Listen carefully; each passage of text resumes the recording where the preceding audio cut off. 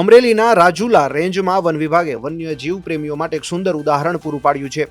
Bhavnagar Somnath national highway પર છતડિયા ગામ નજીક મોડી રાત્રે બે સિંહો આવી ચડતા વન વિભાગે તાત્કાલિક બંને તરફનો વાહન વ્યવહાર થંભાવી દીધો હતો. વનકર્મીઓ ભારે જહેમત ઉઠાવીએ બંને સિંહોને સુરક્ષિત રીતે રોડ ક્રોસ કરાવ્યો હતો. થોડીવાર માટે હાઈવે થંભાવી દેતા મોટી દુર્ઘટના ટળી હતી અને સિંહો સુરક્ષિત જંગલ તરફ રવાના થયા હતા. આ સમગ્ર ઘટનાનો વિડીયો હાલ સોશિયલ મીડિયામાં વાયરલ થઈ રહ્યો છે. અમરેલીથી દિલીપ જુરુકાનો રિપોર્ટ.